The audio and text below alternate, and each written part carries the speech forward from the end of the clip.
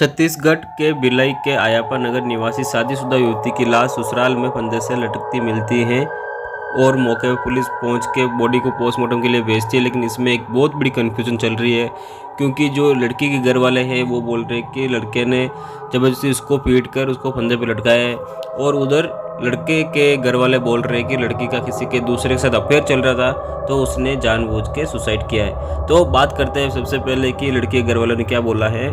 लड़की के परिजनों ने बताया कि उसका पति देवेंद्र उप रिंकू उसे बेरहमी से पिटाई करता था। वे पति पत्नी को समझाने उसके घर गए तो उसने युवती को मारकर फांसी पर टांग दिया, जबकि लड़के पक्ष का कहना है कि लड़की का दूसरे लड़के के साथ अफेयर था। मना करने पर उसने फांसी लगाकर खुदकुशी कर ली। और जो फांसी खाने वाली झलक घोसले की छोटी बहन छाया घोसले ने हमको बताया कि वो अलट आवास डांगा भवन में रहते थे। उसकी बड़ी बहन की शादी 1 फरवरी 2023 को आयप्पा नगर निवासी देवेंद्र के साथ हुई थी। शादी के कुछ दिन से देवेंद्र झलक से झगड़ा करने लगा और वो उसे रोज पीटने लगा। कुछ दिन पहले उसने झलक की इतनी बुरी तरह से पिटाई की कि उसकी रीढ़ की हड्डी टूट गई। तो झलक की देखभाल करने के लिए छाया उसके पास रहने आ गई। छाया ने बताया कि उसके सामने देवेंद्र झलक को बुरी तरह से मारता था। यह देखकर उसने मम्मी पापा को बुलाया। मां पुष्पा घोसले रविवार सुबह झलक के पास गई।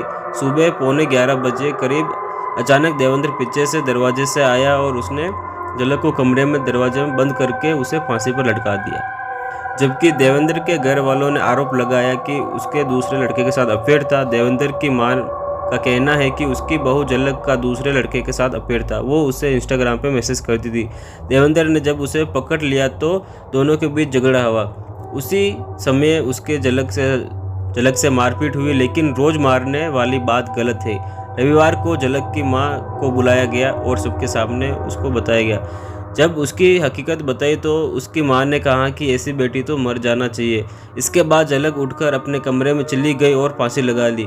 उनके द्वारा हत्या को आरोप लगाया गया, ये सरासर गलत है। घटना के बाद समुद्री नगर थाने की पुलिस तहसीलदार शंकर मेडिकल कॉलेज अस्पताल पहुंचे। उन्होंने लड़का और लड़की के पक्ष दोनों का बयान दर्ज कर लिया। पुलिस का कहना है कि वो मामले की जांच कर रही है। लड़के ने खुदकुशी की है या फिर ये हत्या है, पोस्टमार्टम रिपोर्ट आने के बाद पता चलेगा। तो इसी के साथ हम करते हैं वीडियो खत्म। अपनों का सबका ध्यान रखें। जय हिंद, जय भारत।